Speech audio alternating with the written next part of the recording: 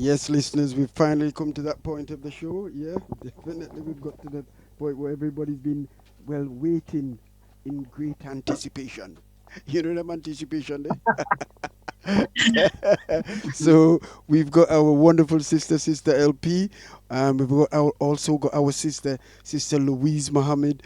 She's going to be breaking down a new book, a first book, and basically it's a fantastic book. When I say fantastic, it's absolutely awesome, and I would encourage everybody to get themselves a copy. She's going to give us a rundown of exactly what the book is all about and so forth. So I'm going to be doing my little technical at the back in the background, right? So I'm going to pass it over to Sister LP. How are you doing, my sister? I am fine, thank you, my brother. All is well, my end. Oh, Absolutely. It's a oh, pleasure to be here with you all. all right. Well, I'm leaving it in your capable hands. Take it away. Okay. All right. Okay. So here we have with us on this fine day our darling sister Louise Mohammed, who has created the UK Reggae Prepper. This book is an amazing book. Actually, the title is the Reggae Prepper Playlist. It's an unusual topic, but it's time, I would say, it's time for a book such as this, because it speaks of the preparedness that is necessary for those of the black communities, primarily within the UK, to be aware and prepared for times of strife that may be ahead of us. I want to welcome to the show our darling sister, Louise Mohammed. Are you there, Louise? I am. Good evening, Passion UK listeners. It is so nice to be here and to be back. It feels like a while since I've been a guest, and it feels wonderful. And can I just say, I'm really feeling in the mood after those recent tracks that DJ 45 played. As Sister correctly said, my new book is entitled The Reggae Prepper Playlist, and wow, what four wonderful reggae tunes have just blessed my ears. I have to commend Brother Davis Dyer for his selection of MPLA. I believe that was maybe by Tapazuki. Reminds me very much of my high school days. I'm just slightly older than Brother Davis, but yeah, I remember that track well. And then what can I say about Plastic Smile by Black Uhuru, I believe that was. Oh my gosh, what a tune. I think I had that in coloured vinyl. I'm sure it was a red vinyl. 12 were they 12 inches? I can't remember, were they 12 or 14 inches? I can't remember, but I remember that tune well. And was it Yaga Yaga Ya? Now I have no idea who the artist is for that, but I remember the tune well. And the fourth one did catch me out a little bit, but it did sound a little bit like Culture. If I had to have a guess, I would say it was Culture, but I could be wrong. So put me out my misery, DJ 45. Who sang Yaga Yaga Ya? And what was it Culture? It was Burning Spear. Oh, Do you know, I always mix those two up. Always mix Burning Spear and Culture up. Always. Yeah. And what about Yaga Yaga Ya? Yeah, you got that right. You got that right.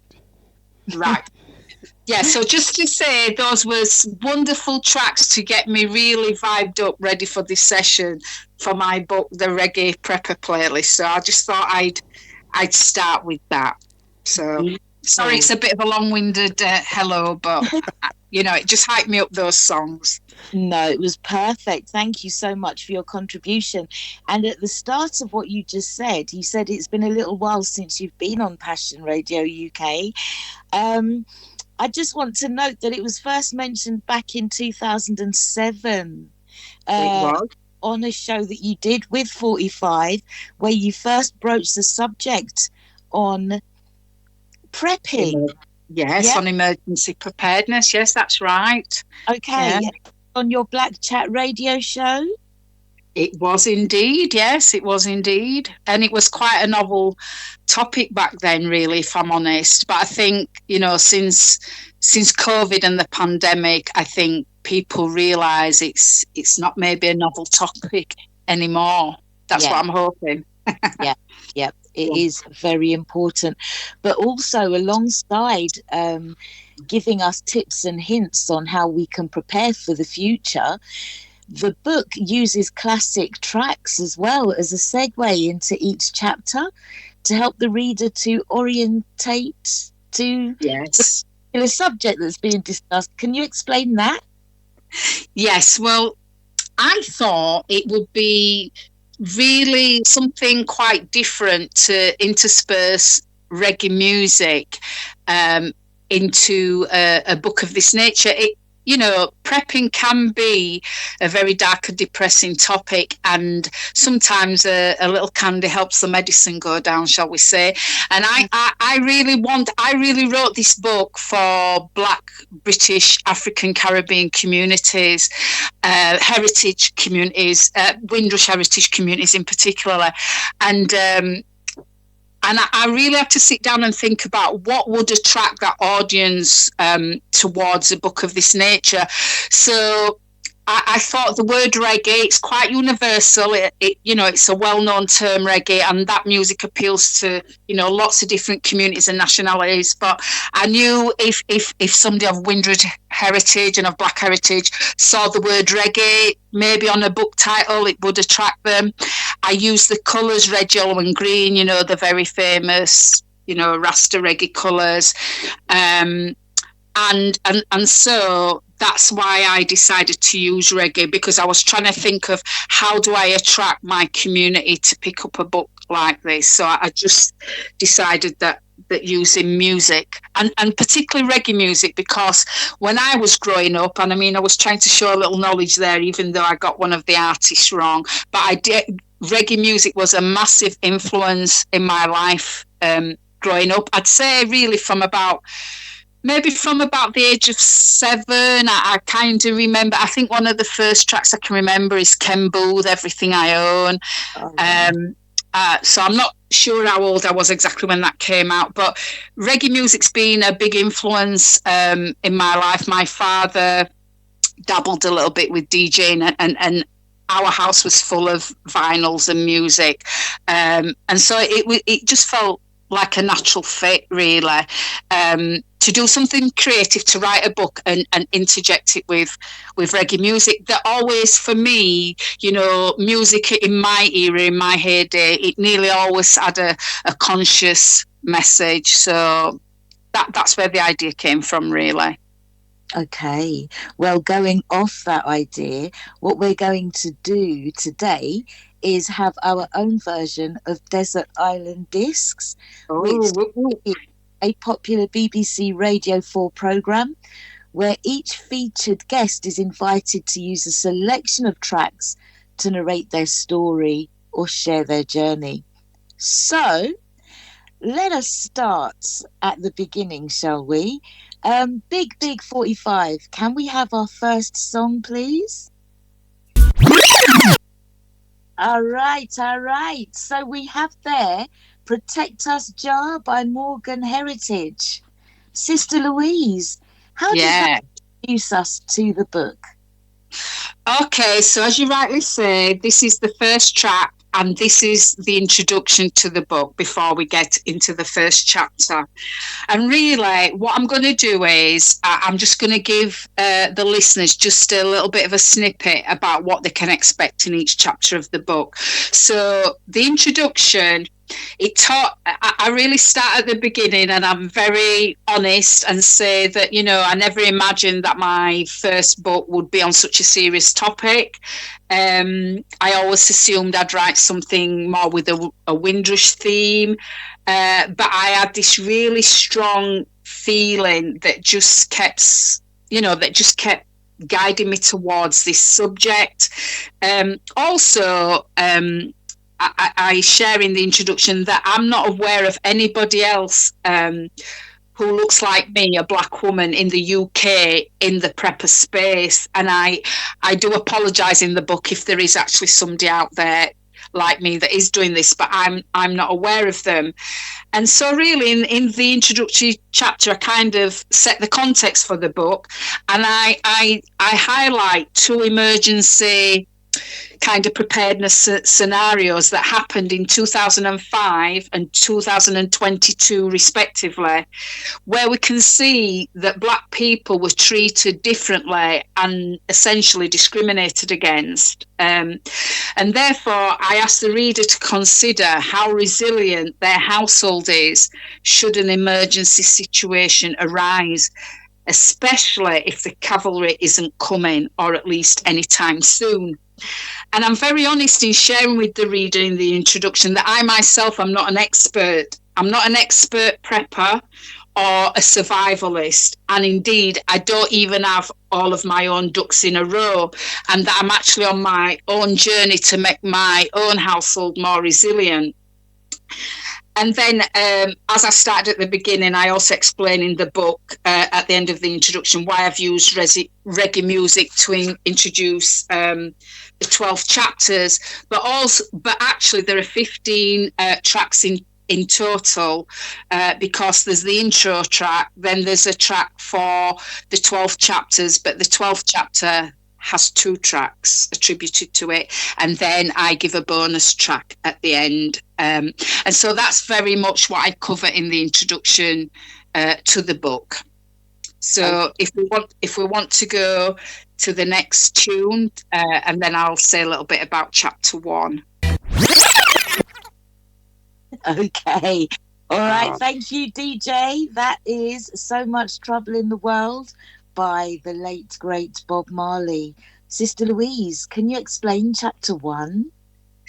Yes, well, just to give listeners a little bit of snippet of what they can expect in chapter 1, this chapter really, it gives a roll call of various emergency situations of varying degrees of severity, and it covers local, regional, national and global examples in some detail. I think a lot of people think, emergency preparedness and climate change and extreme weather events only happen in, far off lands. We're so used to watching our TV screens and watch, well, that happens over there.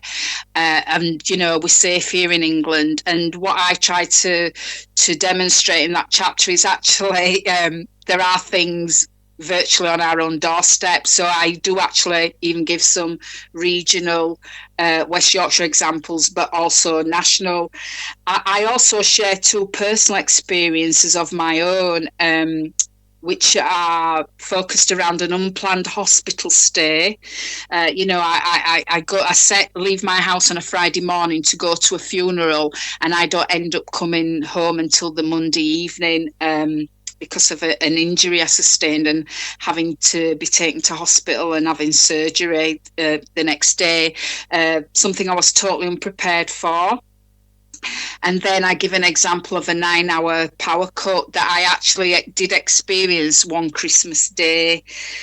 And each of these 2 personal experiences showed me where the cracks were in relation to my own planning, preparedness and household resilience, really.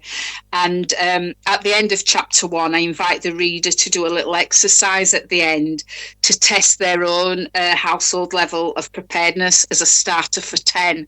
So that gives you a little bit of a flavour of what you'll find in chapter 1. Perfect. Okay. Big 45. Yes. This tune is Bucket Bottom by Prince Ella. It takes us back to 1979. It does. Yeah. Yeah. So in this chapter, Sister LP, I think what the listening audience should know is that this is one of the chunkiest chapters in the book. It's, it's quite a lengthy chapter. And really, it encourages the reader to invest in having a well-stocked, what we would have called back in the day, pantry. in relation to food and water. So it really emphasises the importance of investing in a well-stocked pantry, particularly, around water and food and the types of food. And it gives suggestions. There's a hierarchy really, and I give suggestions of where you should start your prepping journey if you've not started it already. But really, it also goes into detail about why the global food system is fragile, and into the specifics of the actual operations behind our own UK food system. And I think, it's a fascinating chapter, and I include the link to a podcast on Radio 4, which really it's about a 42-minute podcast, and it gives you a real insight into the UK food system, and you'll really understand how fragile the system is, and how it only takes one or two things, to go a bit pear-shaped for us to, potentially have a very chaotic situation. And actually, I also share in the book the fact that the UK only produces 60% of the food that the population consumes. And the chapter also names the only country in the world currently that is food sufficient, which means currently there's only one country that can feed its entire population, if need be, without relying on imports. And I'm not going to give the name of the country away, because what I'd really like people to do is buy the book. But it may surprise people, and it may make you puff up your chest if you're of Caribbean heritage. So a little hint there. But that's all I'm going to give away. Yeah. Hey, all right. Well, can we have the next track, please, DJ? Yes, that is Ice Cream Lover by Johnny Osborne. Yes. So how does this fit into the book, Louise? Okay, so I used creative license here because I was looking for a track really that denotes warmth, and Johnny Osborne's saying he doesn't want no ice cream love. It's too cold for him, and he wants a love, I think he said, that's warm and nice. I think he talks about chocolate fudge, if I'm not mistaken. So I took this track to relate it to a chapter that really explains and gives tips and information on how to keep warm if the power and utilities go down for a sustained period of time. And really, one of the main tips that the chapter gives is it advises maybe just focusing resources on keeping one room warm in your household and making that your living quarters, and usually the smallest room in the house, because it's easiest to keep warm.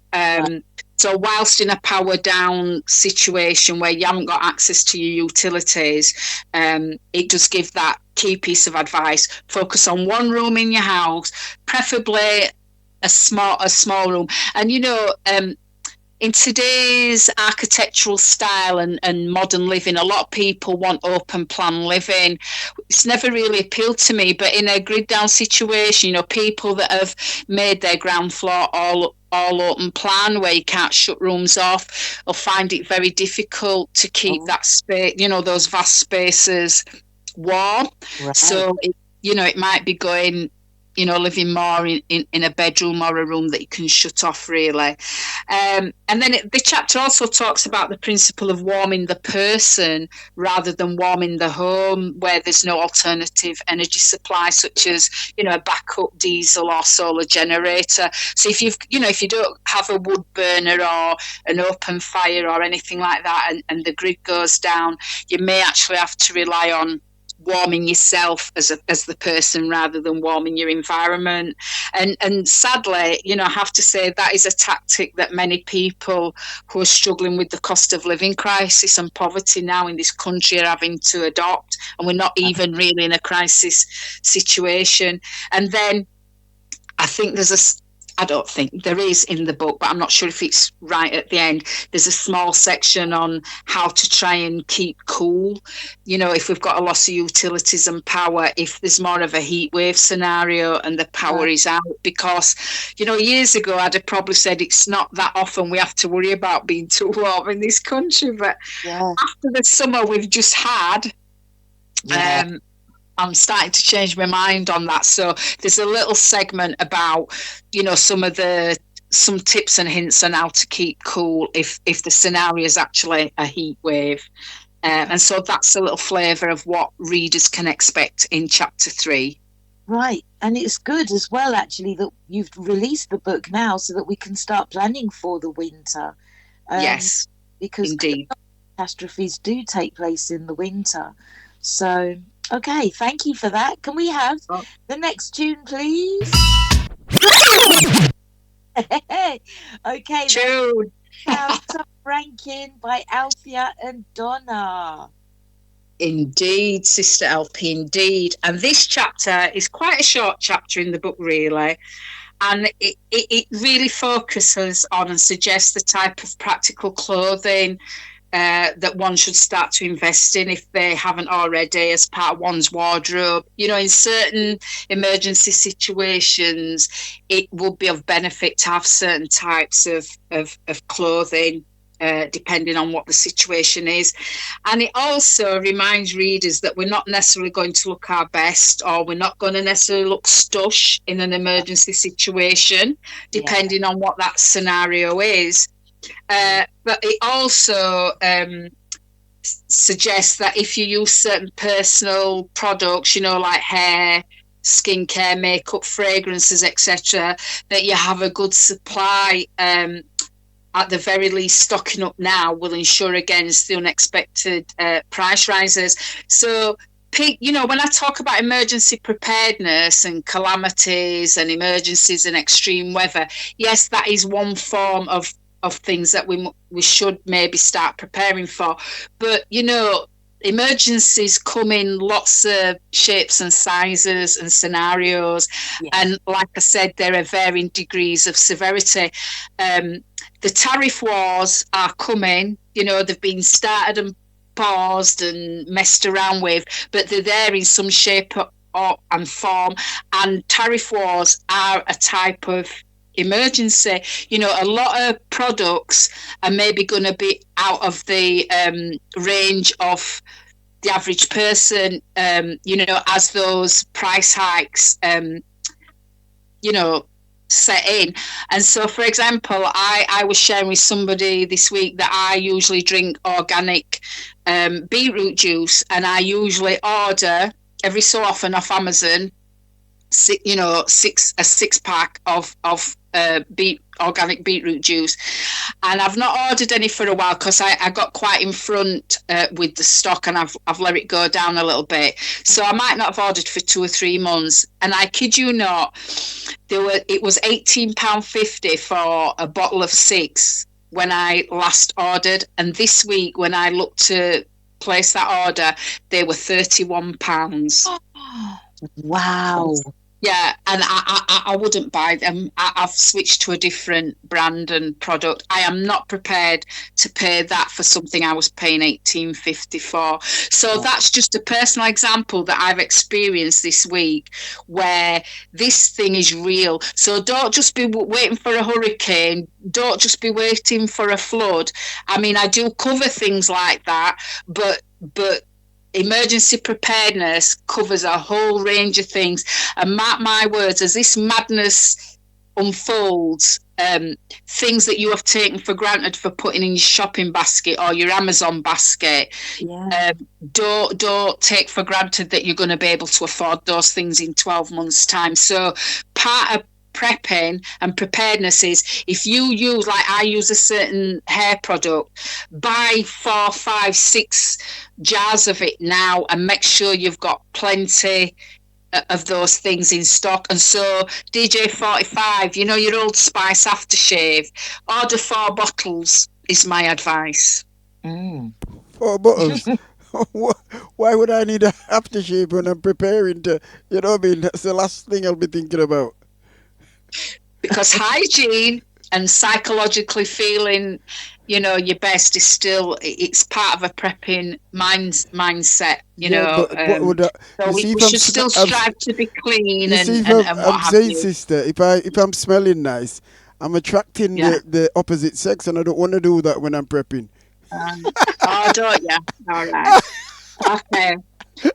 Okay, well, that's entirely your prerogative, DJ 45. But that's that's the type of thing that I cover in chapter 4, really, and it is about practical clothing and the personal effects. If your appearance or how you smell is really important to you, even if we're not in a what you call a disaster situation as such, the price hikes are going to have an effect. And so my advice is, if you have a little bit of a spare cash and there's something that you particularly like to have and use, I would advise that you stock up, you front load on some of those things now.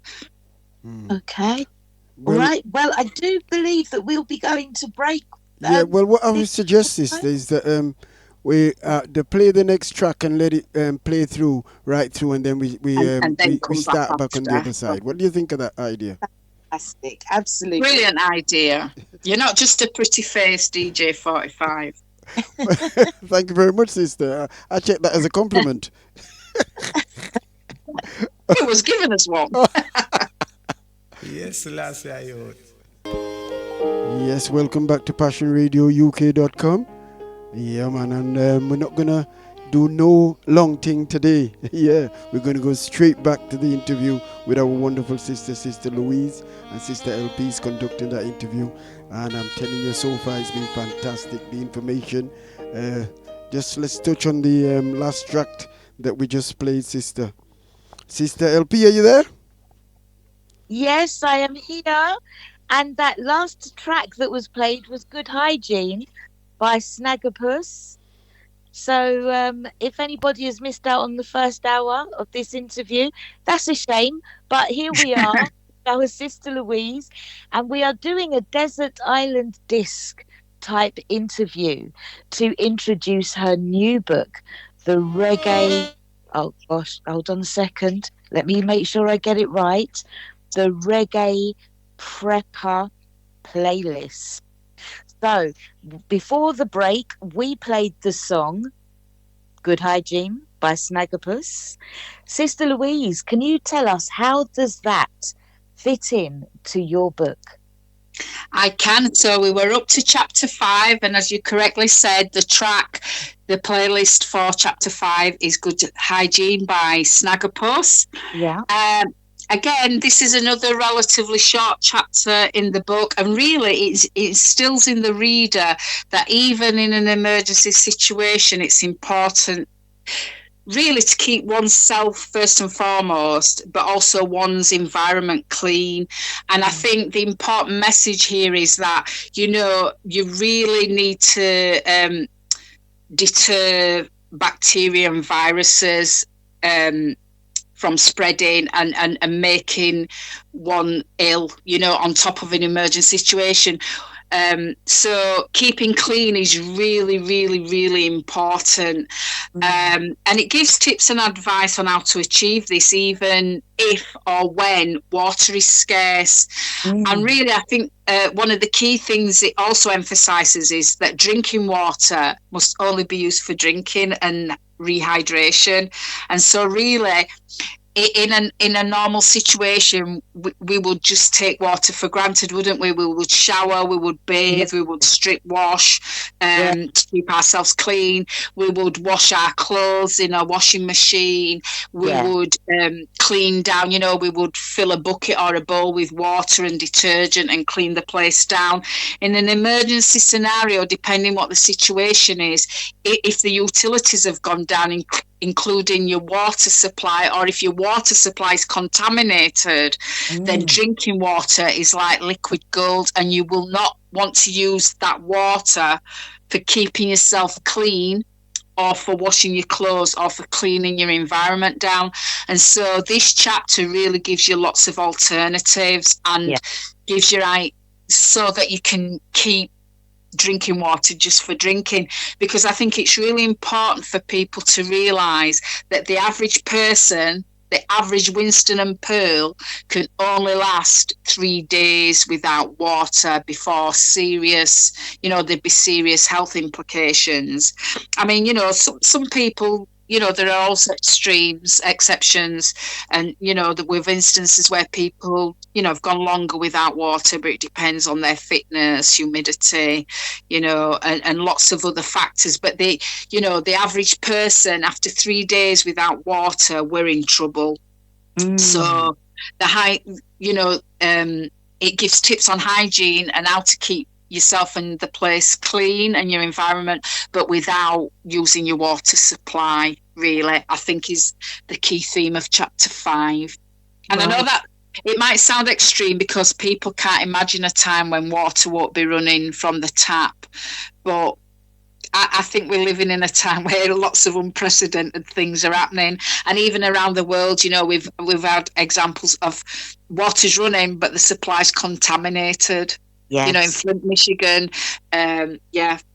contaminated water. So I don't want people to think that some of this stuff is far-fetched. It can and has happened. Wow. Okay.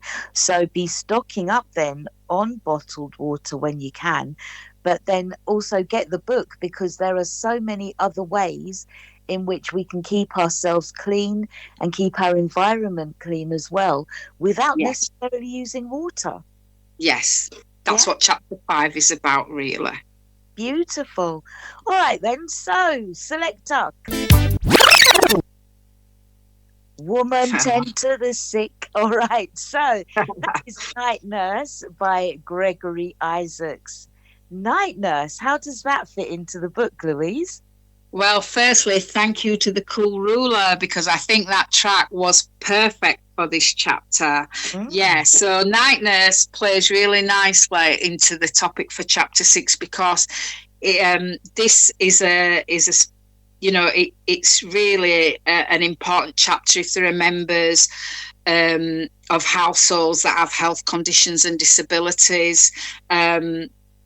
However, it's relevant to everyone in a sense, because it starts off by talking about the need for having basic first aid equipment and supplies in an emergency situation, like your bag or your tin with your bandages, your plasters, your antiseptic cream, all that kind of stuff, your scissors and that kind of basic stuff. But then it goes on to encourage the necessity of having a backup supply of, any prescribed medicines that anybody's on. Because in an emergency situation, usual access may be disrupted. If you have home delivery of such items, that might be disrupted. So it encourages readers to have, I'd say, at least a month's supply of any, in advance of prescribed medicines, even a little bit more if that's possible. Right. And it also suggests being able to improvise with alternatives, such should usual items become available. Whether is there a herbal alternative, to something that you're taking prescribed medication for. So it suggests, exploring some of the alternatives and the things that you can improvise with should your normal access to medications be disrupted. And then the chapter also asks the reader really what contingency plans can be put in place where you have, maybe life-saving equipment that is reliant on an electricity power supply, or even something like, if somebody's got a very severe mobility disability and relies on a stair lift, if you've got somebody who has an electrical bed hoist, or anything where it needs power to operate in a power down. Remember I share an experience where I went 9 hours without any power supply in my house. That is real on a Christmas day. So it's getting people to think about, have you got backup batteries? Have you got ways that you can assist somebody getting up and downstairs? Are there other ways to do that should something like a power outage occur, really? And it really asks the reader to start thinking about those things now, while we're not in that situation, and maybe even role playing and practicing some of those things, or looking at, while you've got access to the internet, like looking at alternatives to some of the medications and just things like that. Really, it's just really, Gregory, night nurse, medication, first aid, and health. Just really think about the health implications of an emergency situation. Yeah, it is so easy to just assume that everything will be easily available, always. And that is not always the case, unfortunately. So prevention is always better than the cure. It's always better to be prepared, isn't it, than caught out.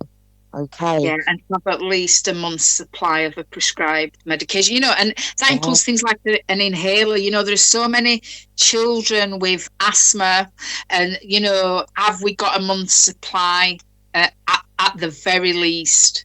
Some of this stuff, it's life and death. I don't want to be extreme, but it really is, the implications of somebody not having life-saving prescription drugs or equipment. And so I would really implore people, make sure you've got at least a month's supply at any given time. That is the least amount. That is good. That is good prepping. That is good preparedness. Yeah, yeah. And we're talking about the difference between life and death here. Yes, in some situations, yes. Yeah. Okay. Selector, can we have the next tune, please? Woy, money in Name that tune, Sister LP. Name that tune, an artist. That is Money in My Pocket by Dennis Brown. Yeah, it sure is. And guess what we're talking about in chapter 7 of the book? Go on, have a guess. Having some money in your pocket, perhaps? Oh, 10 out of 10. Yeah, so, this chapter really is a wake-up call as to why it's important to always ensure that you carry a little cash on you, but also why you should always have access to some cash at home. If and when the ATMs and card cash systems go down, whether temporary or for a more sustained period of time, mark my words, cash will be king. And, I started that by saying if and when, but I think, I'm confident in saying we've actually seen scenarios where this has actually happened. There have been numerous glitches, not numerous banks where they've had to apologize to customers where for a temporary period they've not been able to access the money, or a card machine, or some kind of tech glitch. So we have had a little flavour of this, but if something more catastrophic and on a bigger scale, I think in the book I give an example of, I think it was last year, that CrowdStrike IT upgrade. It caused 8,000 systems globally to crash. I don't know if you remember it, or if the listeners remember it. So, I'm saying if and when, but we've already seen examples, and I am arguing in the book that in those circumstances, cash will always be king. And it will, at the very least, if those kind of electronic systems go down and the ATMs are not spewing out money when you put your PIN number in, at least at your local shops, I would hazard a guess that you'd still be able to transact for small purchases, at your corner shop if you need items.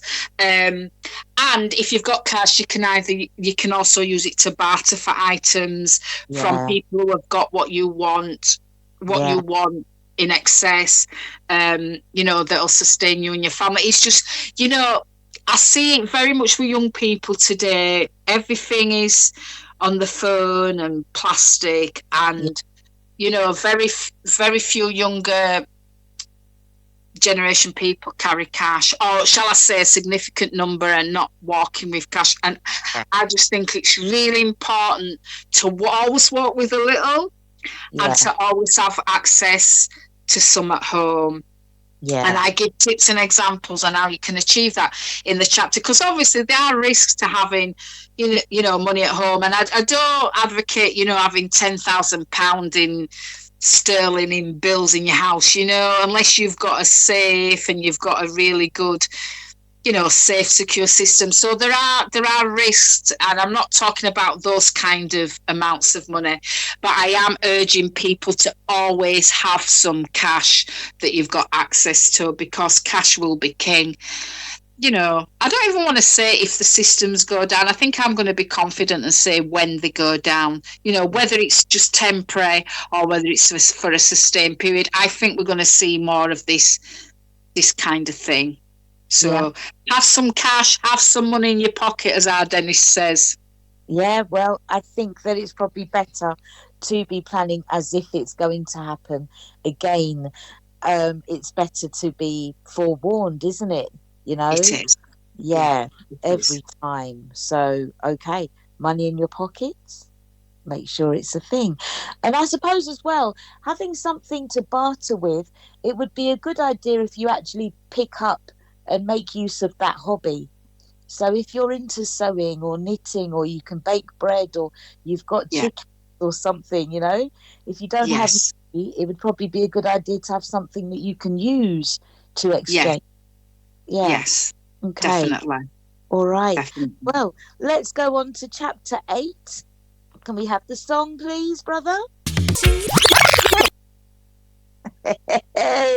Okay, my darling brother, I've been watching you for so long. It's a shame. Oh my God. Behave yourself. Behave yourself. Sorry. I won't be able to conduct myself in a proper manner after that. I got a bit carried away. That was Silly Games by Janet Kay. Indeed.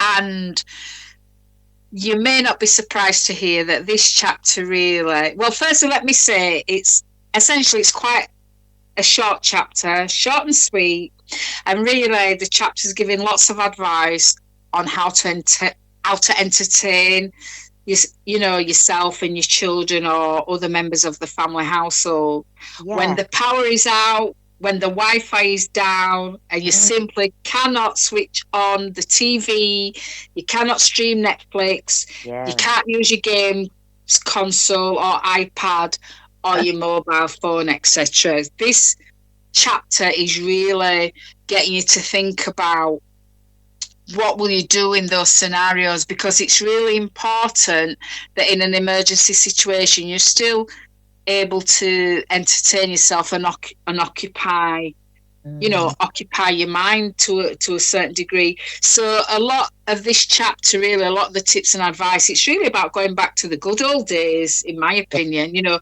cracking open a box of dominoes and playing cards and digging out the colouring books and pencils, you know, maybe finding the lost art of conversation and person-to-person communication like we used to do, you know, before social media made us all zombies.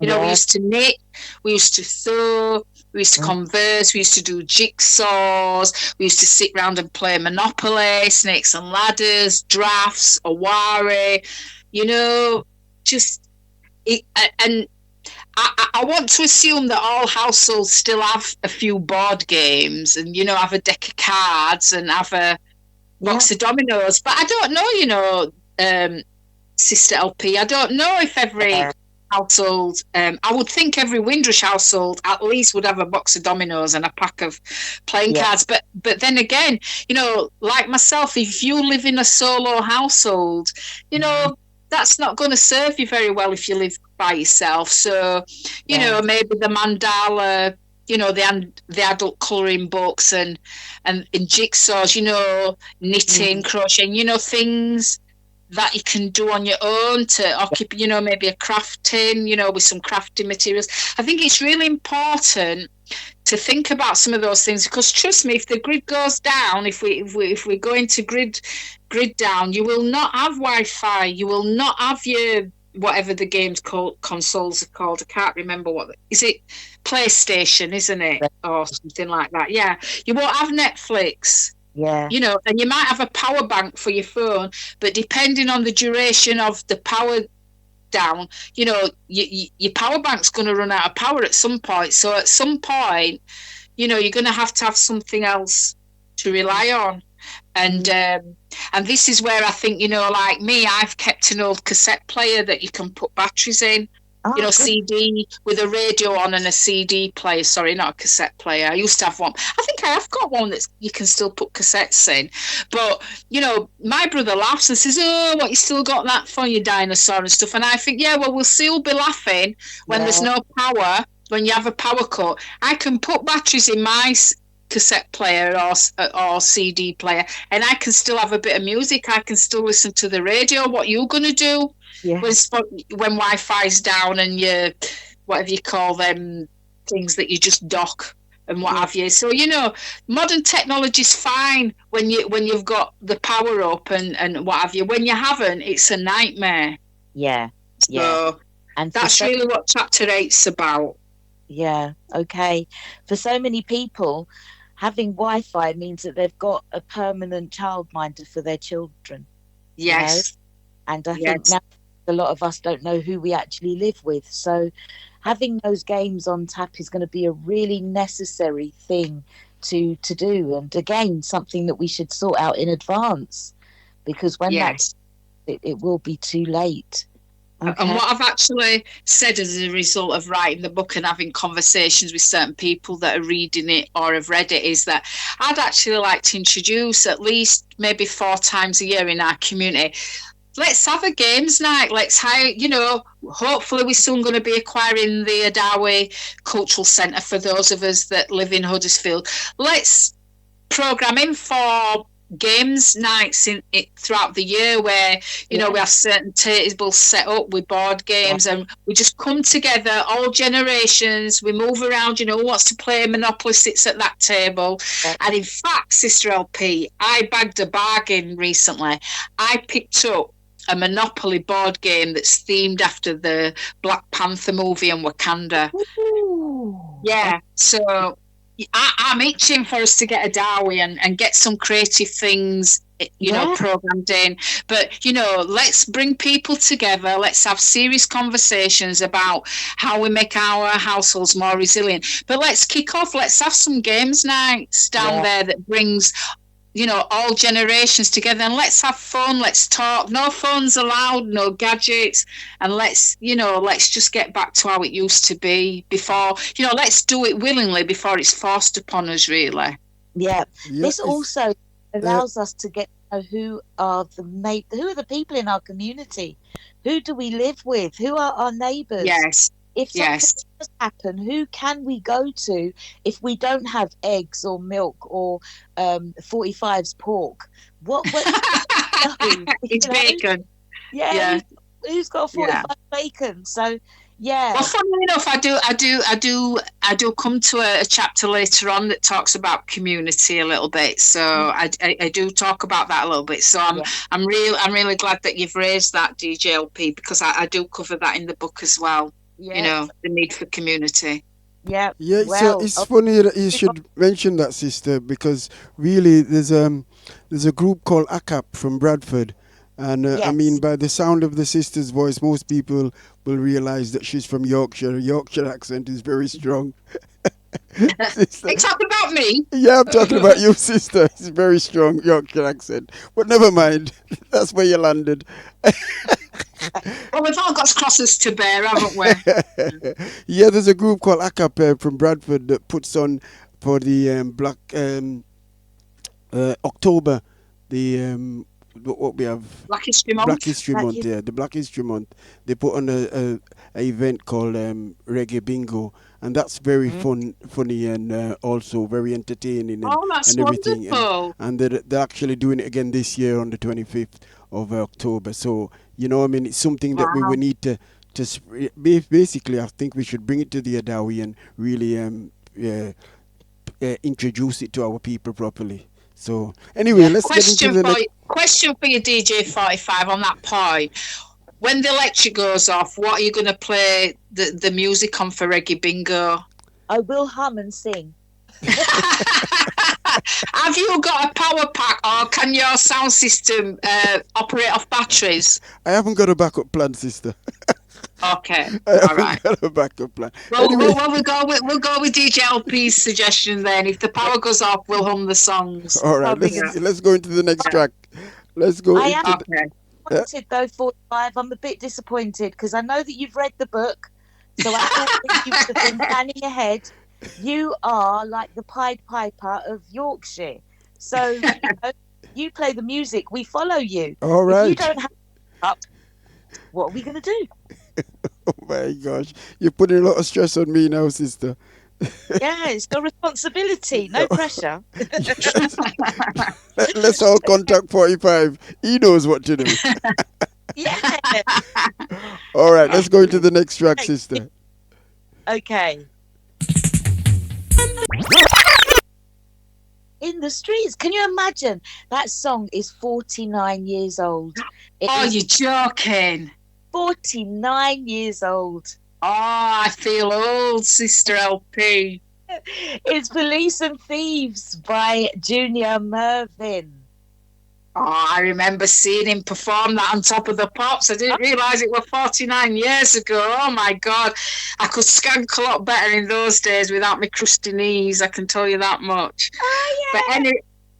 anyway, I use this track to introduce chapter 9. And this chapter really is about civil unrest and anarchy in the streets. And I have to admit, although I've really tried to write this book in an engaging, conversational, and really even in a humorous manner, there are parts in the book that should make you chuckle a little bit. Some topics just by nature are very sobering and you can't get away from that. And obviously, because this chapter is dealing with civil unrest and anarchy in the streets, that is quite a serious subject, and there's no way really to make that humorous and funny. But really, this chapter just gives you tips and ideas on how to keep yourself as safe as possible under those circumstances. And again, I just want to say, for anyone thinking that these scenarios will just never happen, I want to ask you right now, Passion UK listeners, what's happening? What's happening outside refugee and asylum seeker hotels as we speak? Remember Rotherham last year, where a mob actually turned up and tried to set that building on fire, knowing there were human beings inside, and they were on camera. We were watching it all unfold on camera, live in real time.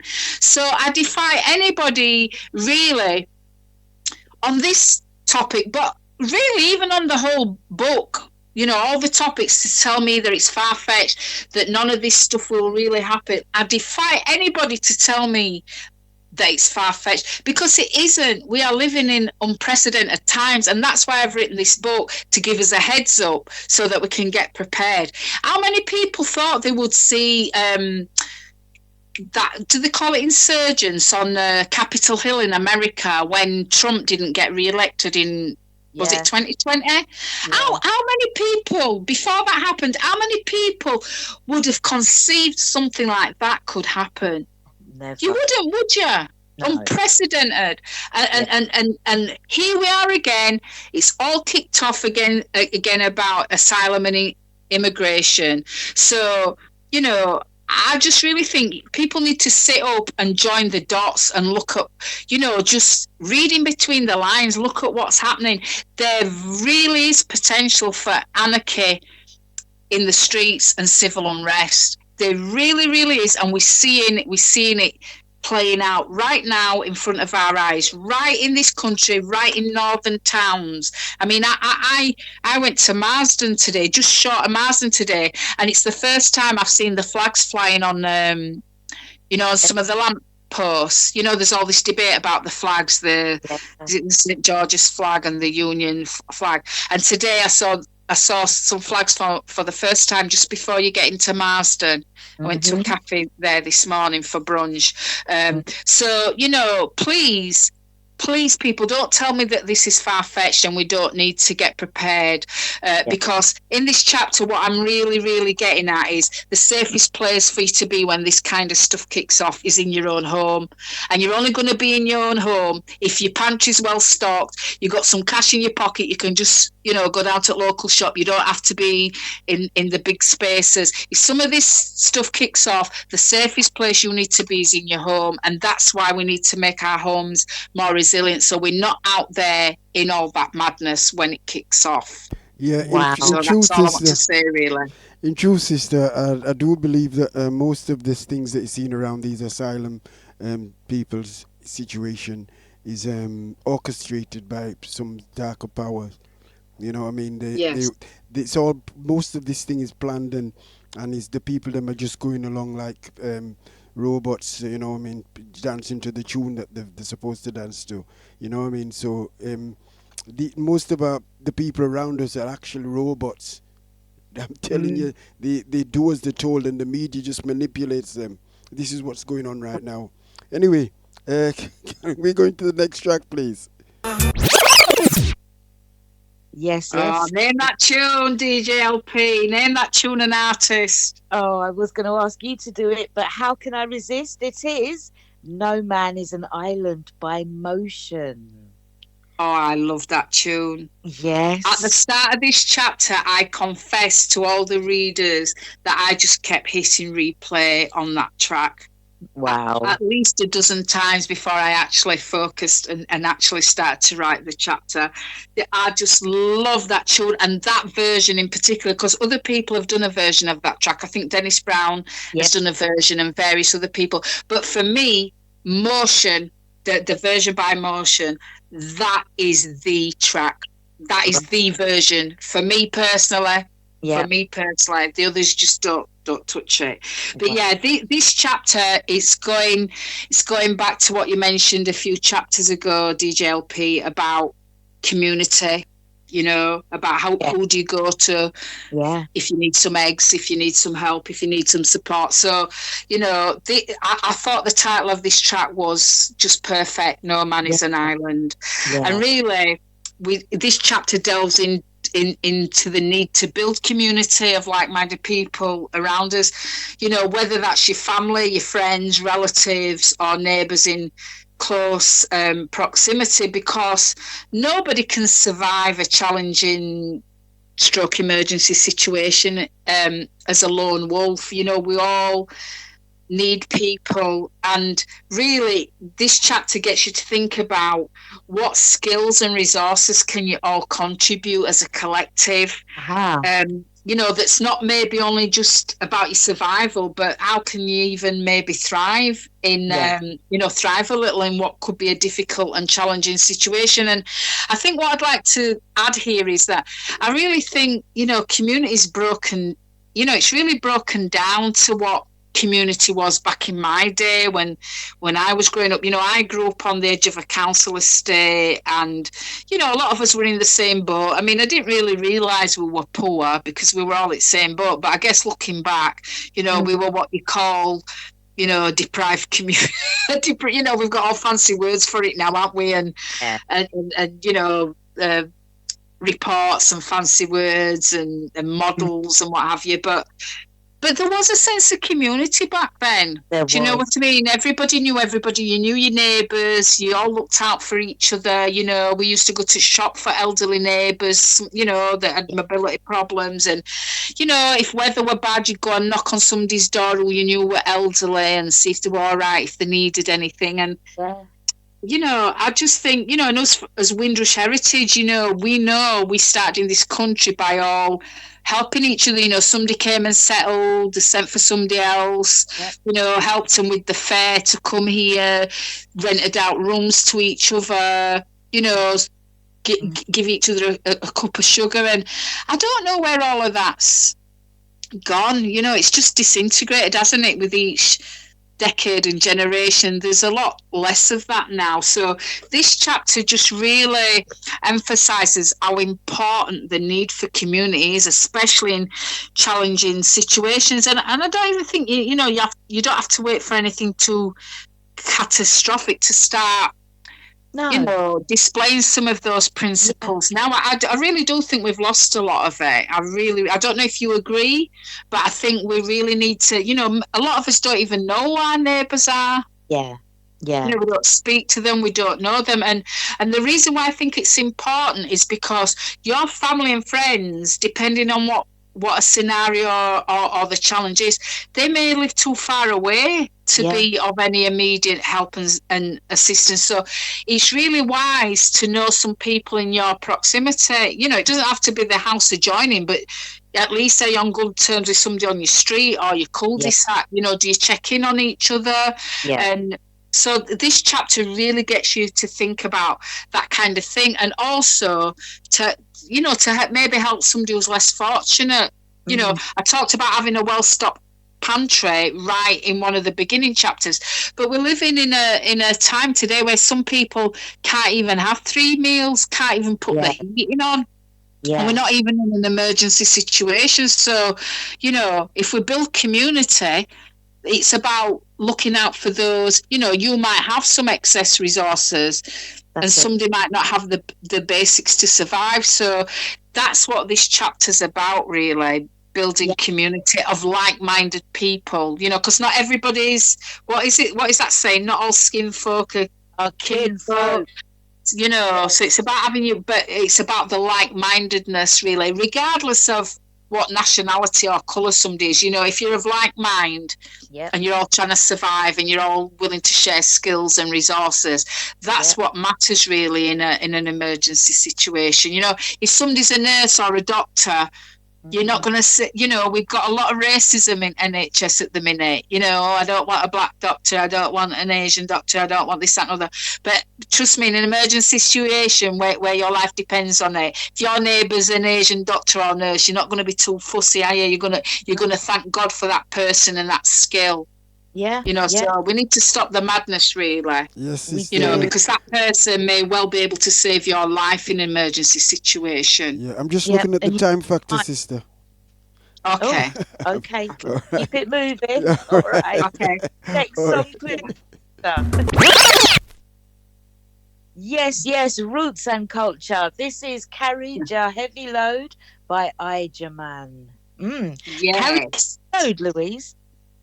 Yeah, so this is chapter 11, and really, just to say, all the previous chapters really focus on what we call sheltering in place. So that's being located in your usual place of residence, you know, your domestic homes. But chapter 11 just briefly focuses on those emergency situations where it might be necessary to evacuate your home, you know, best case scenario by car or on some form of transport, bus or what have you. But worst case scenario, you may have to evacuate on foot with whatever you can comfortably carry. So that's what chapter 11 is about. And again, for anybody, just very briefly, because I know time's not on our side, but very briefly, you know, again, it's not far-fetched. I can think of 2 examples in the last 12 months where there's been gas explosions in domestic properties, and the properties around have had to evacuate at short notice and go to another place of safety. So this can happen. Sinkholes are appearing in back gardens. Properties are being washed off the coastline into the sea. Do you understand what I mean? There may be scenarios where you have to leave your property with 5-10 minutes notice, and you may need to have, you know, if you've pre-packed a to-go bag, you'll be one step ahead of lots of people. And so that is why the track is called Carry Ja Heavy Load. But there's a lot more in that chapter around that subject. Okay, I think we'll have to buy the book. Yes. And, until then, can we go on to the next chapter, please? And I'm sure there's a next one, brother. Yes, this chapter's got 2 tracks. Yes. The final chapter, it has 2 tracks. Okay, all right. Well, to start off with, that was Fade Away by Junior Biles. Yes. So this is chapter 12, and it is a tale of 2 halves, really. This chapter, so it does have 2 tracks. So, but I'll just briefly talk about the first track while DJ 45 lines up the second track for this chapter. So it really looks at the topic of disasters, calamities and emergency situations through both a scriptural and a spiritual lens. And really the first track, Fade Away, it's really because in this chapter, the first bit of it, we explore why are disasters and calamities permitted to happen? Do they have a wider purpose? Did the prophets of old tell us they would come, and that they would intensify at a certain time? Wow. So that's why I thought the Junior Biles track was a really good one. And I don't know if DJ 45's lined up the second track. Against the promised land. Okay, so The Promised Land by Dennis Brown would be the flip side to Fade Away by Junior Brown? So this chapter is a tale of two halves, as I've alluded to. And so the second track, The Promised Land, really, it kind of, gets you to think about how do such terrible situations on one hand, the calamities, the disasters, the emergency situations, provide us with an impetus and inspiration to build a better alternative world and society on the other hand. So that's why it's a tale of two halves, really. The first half, just the greed and corruption, what's wrong with the world today, why it needs to fade away and why disasters and calamities are maybe part of that purification process. And then the second half, well, what are we going to build in place of it? Because there's one thing disappears, something else has to replace it, the Promised Land. So that's really why those two tracks are used. And really, that concludes my whistle stop tour through the book and the Reggae Preppers playlist. Beautiful. Wow, thank you so much for this breakdown. It has been amazing. Can we ask you a few questions before we get the bonus track? You certainly can. Yeah. Okay. All right. I was wondering, I know that you spoke about the book you spoke about the concept of prepping back in 2007, but what made you actually write this book now? I think just watching news headlines, DJ LP, if I'm honest, just sitting down and just constantly watching unprecedented things and things intensifying, political instability, inflation, economic turmoil, wars, rumours of wars, just all of that stuff, extreme weather events, those fires in Los Angeles, we see the wildfires, but they're intensifying. At one stage this year, not so long ago, only a couple of months ago, I think we had Greece, we had Crete, we had Turkey, I think we had parts of Albania. On fire. We had flood coming through Texas. Remember that retreat where quite a lot of young people lost their life?